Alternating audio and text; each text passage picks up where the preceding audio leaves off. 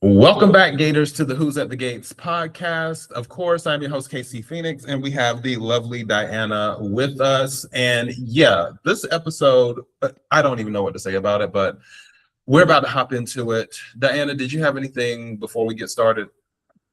Yeah, I agree. This was a weird episode. I'm hoping that things are moving along, but it just felt all over the place to me.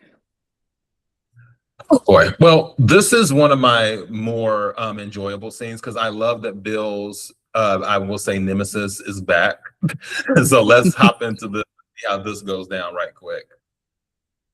Catchy, isn't it? Oh, now the party can start. Don't tell me you wore that outfit just for me. Hey, you need to watch your mouth, Mike. My feelings exactly, Dad. Thank you. Mike, you were about to apologize? Sorry. Now, what are we dealing with here? Exactly what it looks like. Mike is still nursing that bruised ego of his after I kicked his ass to the curb. Thinks this case is his shot at payback. Correction. Justice. You remember what that word means, right? If this is your idea of justice, it is the saddest, most pathetic thing I have ever seen. And I wonder what the Office of Disciplinary Counsel would say when they find out you're turning your client's lawsuit into a personal grudge match. You don't have to wonder. I've got their number right here. Better yet, I've got a contact there. I'll ask him tonight at the Nationals game. My suite. Spoiler alert. They'll side with me. You're bluffing. Bottom line, it doesn't matter how good you think you are, Mike. You got nothing here. Dr. Montgomery never met Hazel Hallcourt. She never spoke with her, never advised her, never treated her. And the doctor's medical opinion was misrepresented by someone who has absolutely no authority, and no jury is going to crucify a woman for words that weren't even hers. Oh, that's debatable. It's not. The law's clear. Also irrelevant. It'll take you forever to get this in front of a jury. And in the meantime, I'm going to do what I do best. Harass women? Just one in particular.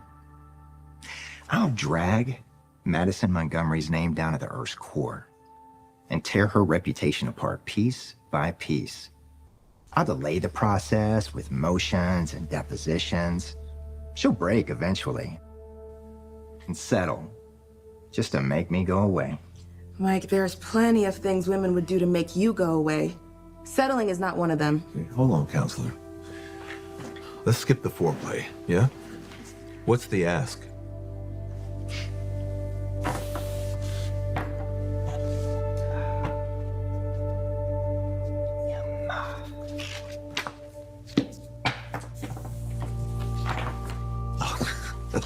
Come on, Mike, you're killing me. Careful, Bill. Before you choke on that pride of yours. I can't believe he's pressed.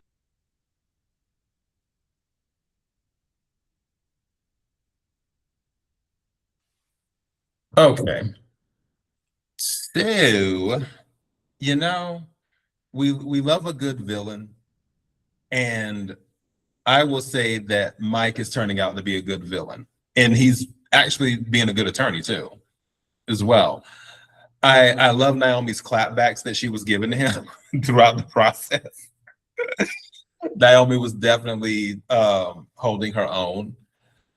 Bill is really ready to settle, but I know Naomi's like, she doesn't want to settle, but Bill is just kind of like, if we can make this go away, then let's just make it go away. But then when this man is talking about $40 million to settle, it's got to like, dude, really? I mean, I thought it was interesting the different the different interactions that Bill and Naomi had with Mike, because Naomi was just like, I'm gonna call the principal on you, and Bill's like, okay, that's not gonna work, let me it was like very idealistic versus someone with a lot of experience and know how these things go and know how to deal with lawyers. I still don't know that Naomi is a lawyer. I've only seen her in Orphe Jeans, so I don't even think I've heard her talk about a case. Like the only case I've heard her, like the case of the missing June and Mike that she gave up on halfway through. Bill, I mean, he's talked about depositions and stuff. So, I mean, I haven't seen him work on a case or, in the courtroom, but more inclined to believe Bill. But that's the thing. I don't know that Naomi's a lawyer.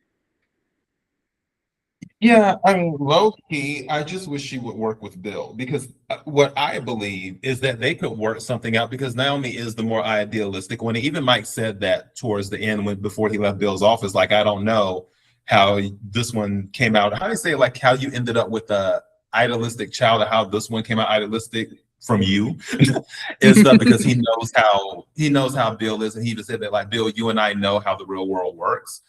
But back to my point. Bill should just consider bringing on Naomi. Naomi could take on the more social justice pro bono type work, and then Bill could handle like the real litigation.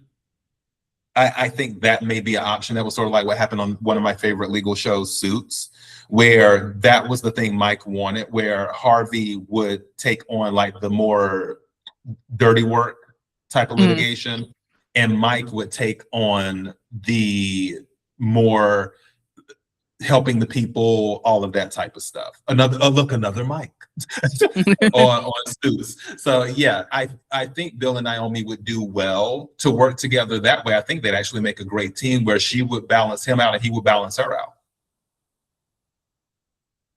But that's just my opinion.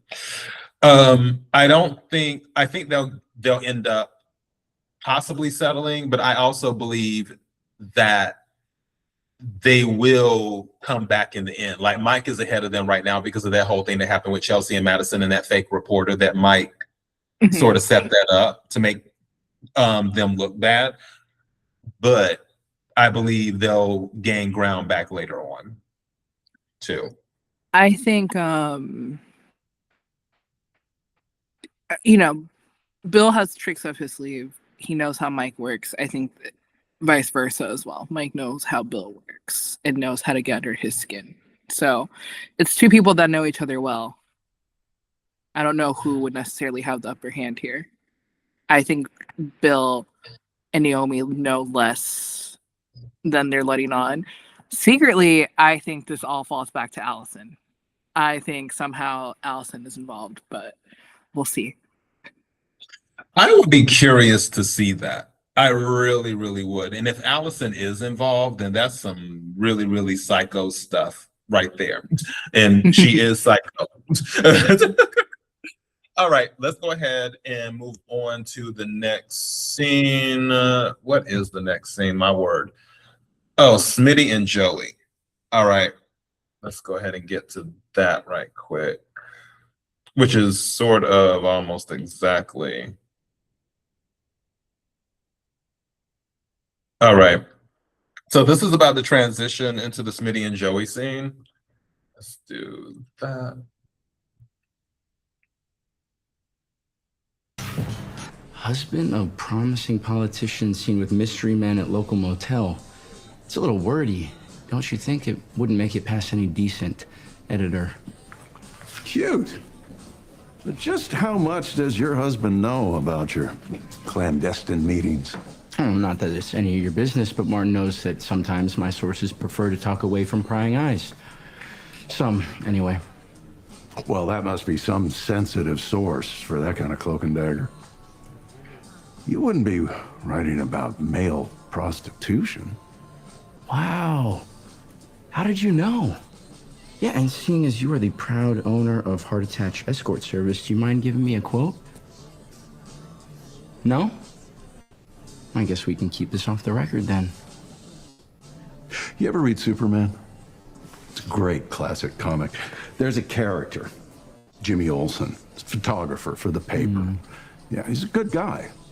Loyal, but unlucky.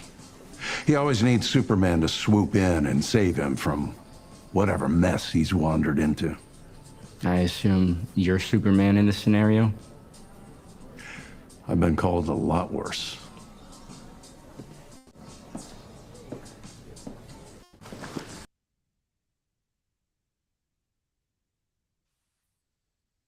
Okay. First of Um, all, sorry, let me say, I don't think Jimmy Olsen was as bad as Smitty was with the journalism. I think Jimmy Olsen was actually helpful here. That's all. That's the one comment I wanted to make. But you go, Casey. No, I just, like I said, I love Smitty's clapbacks. When Smitty claps back, it's just like, oh damn. You can really tell that he has a way with words. It's almost like, remember the thing with him and Martin where they were going at it, that which Joey was observing that, and then Martin was like, what would I be if I wasn't a senator? He's like, you would be a husband, a father. You should try it sometime. It's like, okay, I'm definitely, when it comes to clapbacks, I'm Team Smitty. I think Smitty probably has the best clapbacks out of all the characters on the show. I really, really do. But with this whole situation, definitely Joey is sticking his nose where it doesn't belong. But again, this goes back to having conversations in public instead of private, because if Martin and Smitty would have had the conversation in private, then Joey wouldn't have known about the whole security issue and Smitty not wanting to be followed, and he wouldn't have been on Joey's radar. But because of that, then he went on Joey's radar, and it's like, oh, well, let me have Smitty followed it. Oh, lo and behold, Smitty's at some shady hotel and talking to some guy named Rashad. So, here we are. What do you got? This scene was satisfying for the sole reason that you're right. Like, he kept his composure, he kept his cool, because Joey had it all wrong, right? So there's no panic, like, oh my God, no, I'm not cheating. He kept a straight face. I don't think we are going to cover this at the end, but who did ruin it is Jacob and his dad, by basically telling Joey, like, oh, this is exactly what's happening. Everybody should be asking for a paycheck now from PD, because everybody's involved in this investigation. Everybody is getting clues. Like, we all should be on payroll at this point. It's just so ridiculous why that he would go and why he would trust Joey to leave this alone and be like, stay away from my boy. It's all just ridiculous. But yeah, no, I like the scene. It was satisfying because Joey in a way got put in his place and is wrong. Joey's usually right about a lot of things, right? He has a good intuition, that whole the whole June storyline, right? Like, he trusted June to tell the truth about the guy that got framed for beating up Lynette and Haley. He has good intuition, but it's good to see that he's wrong. Right? Or technically he wasn't even wrong, is that he's wrong by trusting what's his face. Randy, Randy. I was about to say that too, where it's kind of like, I just think Joey has the wrong people working for him. In the sense, we know Joey has a good sense because he has street smarts and everything else, because he knew something was up with Lynette from jump. He knew. He's like, something isn't right with this whole situation. Same thing with Haley. He knows that something's off. He already knew something was off about Haley. He couldn't put his finger on it, but it's almost like there's an old saying called "a spirit knows its own," and that's what I feel with Joey. If people have sort of I'm not going to say like a black soul or anything like that, but if they have questionable energy, which Joey has questionable energy, Joey picks up on that. He picked up on it with Lynette. He picked up on it with Haley. And it's the same thing with Leslie. Leslie has questionable energy. Leslie picked up on something's not right with Haley, which I'm still waiting to see how that plays out too. But Joey just needs to have more people working for him. But I'm glad Smitty clapped back and was like, oh, hey, you own the escort service. Would you like to place a comment? We're talking about prostitutes. Right. So, if he really wanted to get under his skin, he'd be like, can I please arrange a call with Vanessa? It's like, we hear she's the madam these, even though I don't think Smitty knows that Vanessa's the madam of No, Heart I don't Attachment. think so either. But I think only Nicole and Danny know that she's the madam. I don't think there are obviously some people at the Fairmont Crest Club know because she's selling their, the services to those ladies or whatever. No, But yeah. And I think maybe her kids. I Her don't kids think know they something know. about that. They know about the Well, service. Deanna doesn't know. Darnell, I think it's Darnell. Darnell doesn't know or maybe has a clue, but I don't think Deanna knows because remember when Darnell was talking about Heart Attach, that Right. because they had hired somebody for Deanna's birthday or something, and Vanessa was like, "Oh my God." Right. So, yeah, good times. All right, let's see. Next scene that we have Grayson, Ashley, and Leah with that whole scene. We're going in, just so Gators, just so you know, we're going in on sort of a little bit after the scene starts because we didn't want to do the entire scene. So just a heads up on that. Let's see, 2107, which I'll probably do 2106 or something like that. Let me see. Can I get it on that? I had it on that. Okay, let me hit play. Okay, it's the blood bank. I have access. Hit me. What? Thea's watching. Hit me now. No, Don't be such a bitch about it. Felt like you meant that. Can you believe me? What on earth? I'm done. I keep telling him it's over, and he won't take no for an answer. Ashley, if you just hear me The out. woman has spoken. Back to the lab.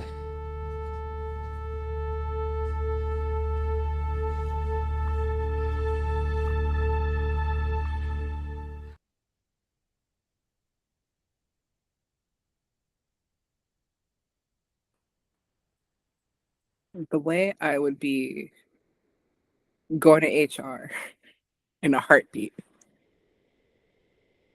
You're on mute. Yeah, that's what I was about to say. I was trying to do the mute thing because I was doing when I was going through the episode early with the editing and stuff this morning, the one that was uploaded today. I had heard an echo and I'm like, oh, I think I need to start putting myself on mute during these scenes. It was like during the first part of it. The rest of it wasn't as bad because I didn't really hear it, but during like the first scene of the previous episode we did, yeah.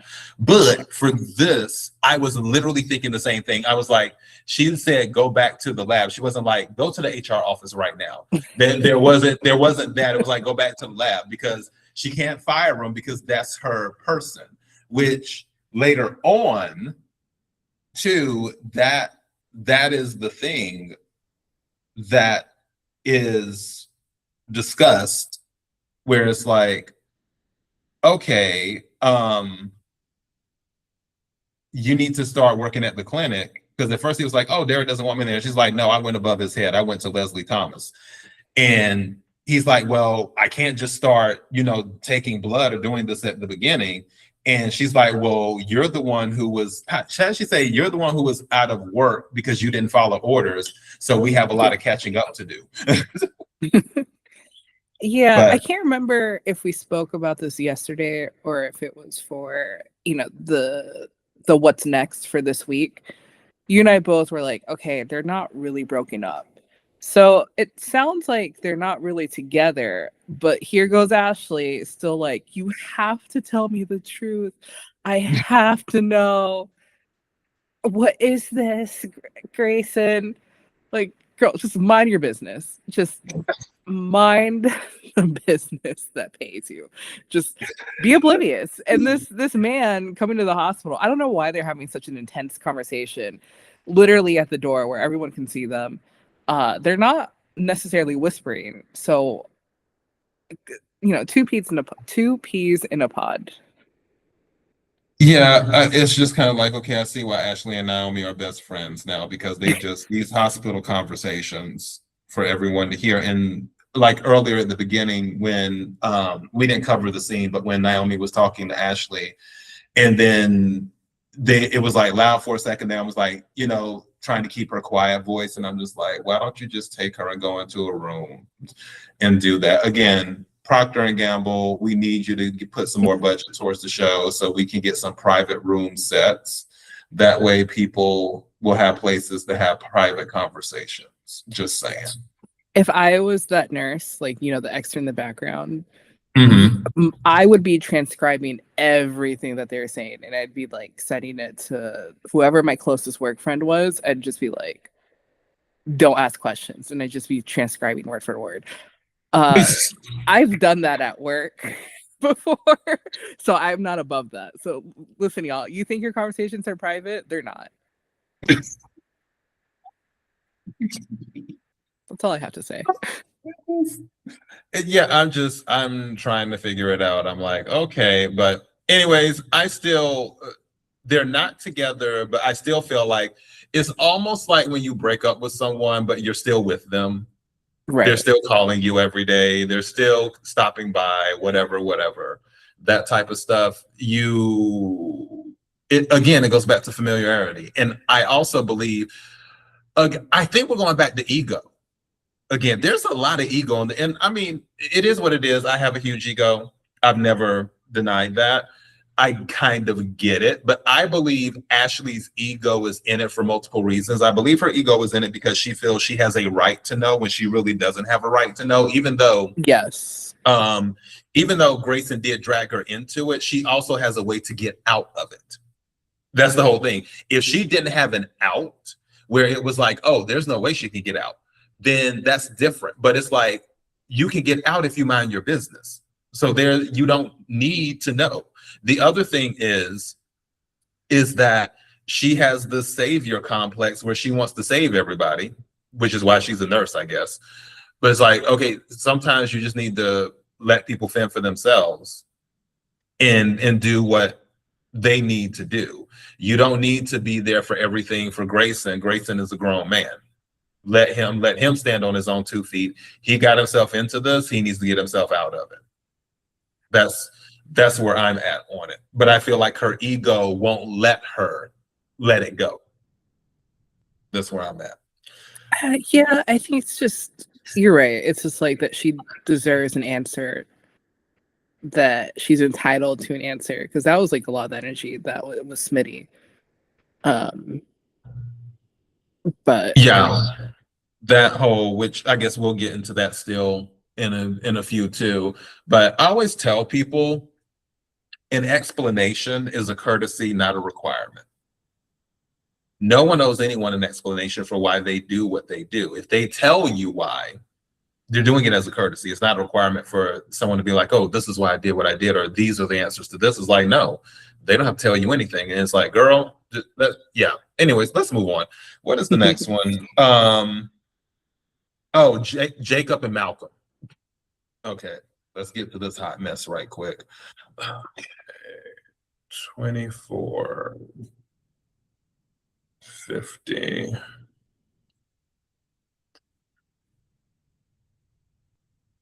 He's already talking to him, but just so you know, Gators, I think this shouldn't, or actually, no, this is like a minute. This is a minute scene.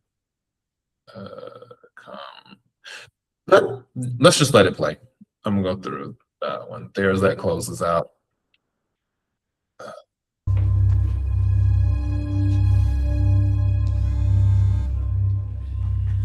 What now? We got another situation. I need you to find out what's going on with Joey Armstrong. Joey? What about him? For some reason, he's got his goons following Smitty. And? What's Smitty got to do with this? He's your source? You brought the Duprees into this? Just him. He brought me the tip. And if he jumps the gun and publishes anything before this is squared away, he won't. It's a part of our deal. Nothing gets published until I give him the green light. You mean before I give him the green light? Damn, Jacob. He's gonna keep a tight lid on this, Pops. I trust him. Smitty, Ashley, hey, how's it going? I heard you were looking for me the other day. Yeah, I just figured you could help me with some things, but Shanice actually filled in the blanks. Blood and plasma, right? It sounds like a really interesting story you're inventing.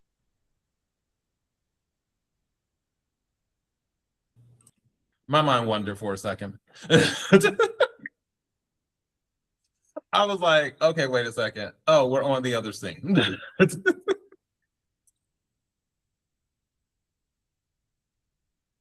honestly, that look,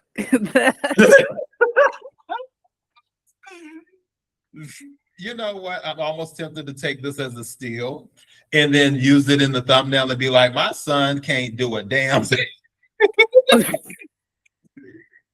He can't. No, that is literally what it has to be because Or my son is the worst undercover detective. no, my son can't do a damn thing. Like literally, was that conversation not a hotel or apartment conversation, not in the broad daylight of the street where I do my business, my illegal business conversation? Why he had that conversation outside beyond Yeah, Jacob called his dad, and you even heard his dad's frustration with the situation. Like, damn, Jacob. Isaiah should have been the cop. That's all. Isaiah would have had more. Actually, you know what? Never mind. Yeah, I'm gonna run that back. Isaiah is a little bit more street smart, and especially, and you know what? If Isaiah was involved, if we're doing hypotheticals here, if Isaiah was the cop, Joey wouldn't be that involved as he is, because Isaiah and Joey know each other. They're cool. If there would have been something going on where Joey finds out, oh, Isaiah's on an undercover mission or whatever, if anything, Joey would probably try to help him out. Probably, if that was the path that he took, if he became a cop after he knew Joey. But regardless, we're all stuck with Jacob. The citizens of DC, this is what your tax dollars are going to, where Jacob is just making promises to anybody. He gave Grayson immunity. He did a handshake deal with Smitty. And now his dad has to clean things up. And his dad didn't clean them up right, but here we are. But damn, Jacob. Well, I will say this, and this just hit me. Jacob does have an out now with the whole Grayson thing, because Leah is forcing Grayson to work at that clinic now. Because again, she went straight to Leslie to go over Derek's head. It's going to be crazy because Derek knows something is up now because Ashley says something to Derek. And how did Ashley know? Naomi. How did Naomi know? Jacob might as well have just email blast like, hey, look out for this person. It's gonna this all leads back to Jacob and his big mouth, because he feels like people are entitled to information. And he's okay.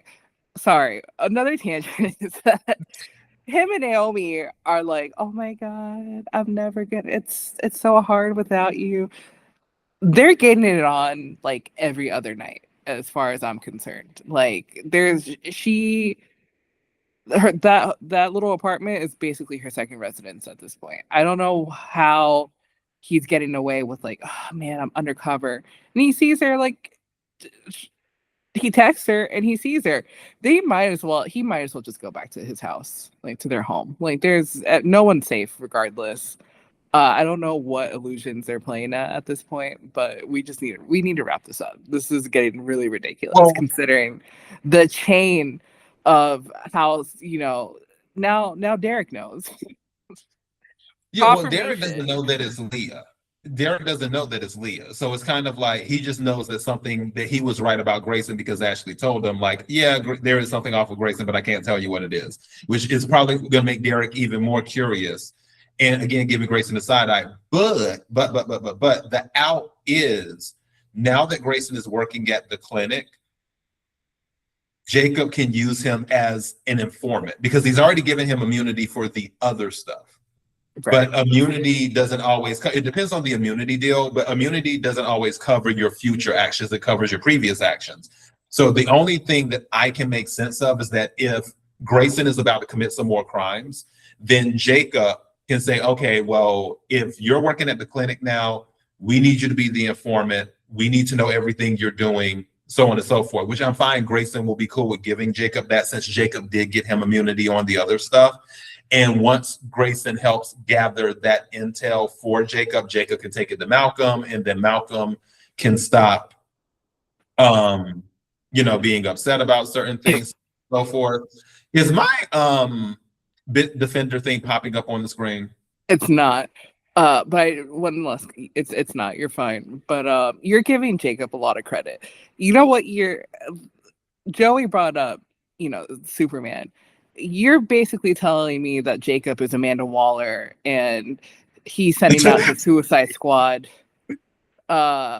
Grayson, to find information that she needs or he needs at this point. He is no Amanda Waller. Let's just get that clear. Oh goodness. Well, let's go ahead and go to. Well, it's like on that note. He's so disappointed. Let's head on to the next thing, which we're doing a still for this one. So, all right. Actually, let's take it to the office because that's what happened with this. So let me move this forward because Ashley's like begging Smitty to talk because like, oh, Nicole's not here, so on and so Naomi forth. said that you like the old-fashioned. Okay, lady, we're not trying to play this. In the office. It's towards the end. Yeah, it's a little bit. Okay, there we go. Can we get a scene with both of them? Okay, that's fine. All right. So again, Smitty stops by and is like, oh, looking for Nicole or looking for whatever. And then Ashley's like, oh, she's not here, but you can go into her office if it's an emergency. And Smitty's like, well, this isn't really an emergency. And Ashley's like, well, it depends on what you define as emergency. And then she's like, we need to go into the office, basically, is what it was giving. And then they go into the office and she's begging Smitty for answers about Grayson. Smitty's giving her bits and pieces because he's like, my own husband doesn't even know the details of this. Like, girl, I don't even know you like that. But he does, like I said, help her out a little bit. And then the kicker was about the clinic. That's what made Smitty stay. If Ashley wouldn't have brought up that Grayson is about to start working at the clinic, how Leah wants him to work at the clinic, that if she wouldn't have brought that up, Smitty would have already been out there. But as soon as she said that, Smitty's ears perked up and it's like, okay, now we have something to talk about. What's up? She tried to blackmail him and he called her out on that. He was like, no, I wasn't trying to like ruin your marriage. And and tell Martin everything you've been working on, how dangerous this is. Again, it's this entitledness. Like that is a sleazy move when she was like threatening to tell Martin everything and how he was the one, I think, right? I think she even said she caught on that he might have been the one to break into Nicole's office and all that. Yeah. Like he was stooping low to find information about a man that's about to ruin her life that she already. Whatever. I hate Ashley. I mean, no, I love Ashley. She's such a dedicated nurse. She's so great. Desperate people do desperate things, and I believe that Ashley, like I said, she just wants the truth, and I get that. That she's willing to go to any lengths clearly to get it. And I do believe this will get messier as it's wrapping up, it will get messier because we have too many people involved now. Grace is going to work at the clinic. Derek already knows what the deal is. In addition to that, this negative stuff at the clinic could have blowback on Leslie. Leslie is now involved, and then Derek's going to get another "I told you so" moment, just like he told Ashley about Grayson, and he tried to tell Leslie. Now it's going to be like, okay, Leslie, now you see what happened. We have a criminal element with your clinic that you're all about your image, Leslie. What's going on? So yes, Ashley, Smitty, Grayson, Leslie, Joey, Jacob. I feel like I missed Nicole to a certain degree because Nicole knows something is up because she knows Smitty broke into her office. Yeah, she covered for him.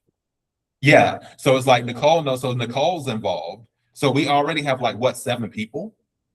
The whole cast. 8 including Naomi. I forgot Naomi. So this is going to get messy. Yeah, everybody has like a piece of the puzzle. and it's like slowly coming together. So please, I hope we get some movement. Like, let's wrap this up by the end of the month. That is what Kat, we Kat and Tomas. I mean, they're doing their own little side hustle. They're on police payroll.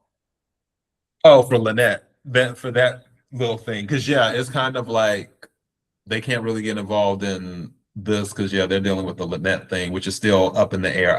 I still believe. Well, we'll discuss that another day.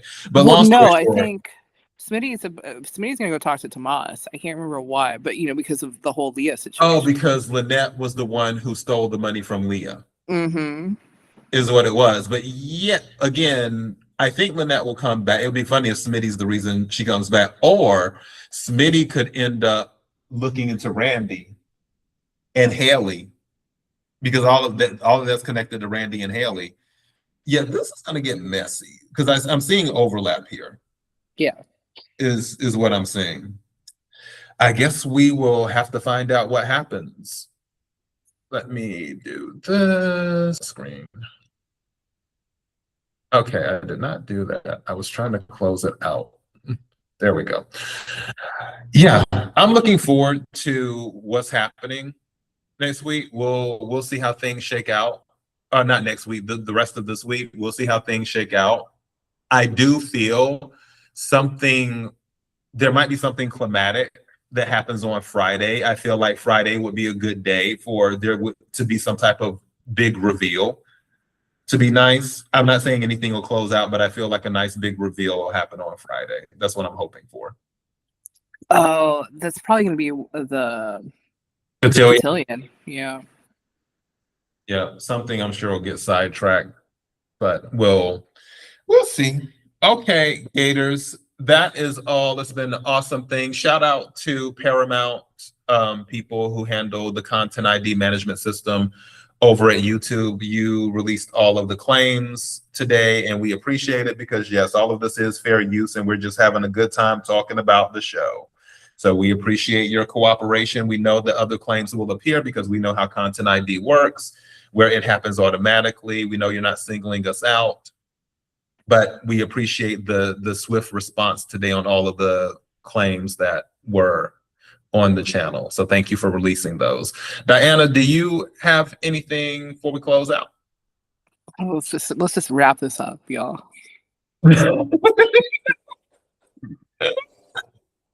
Okay, cool. All right, everyone. Well, until next time. Bye.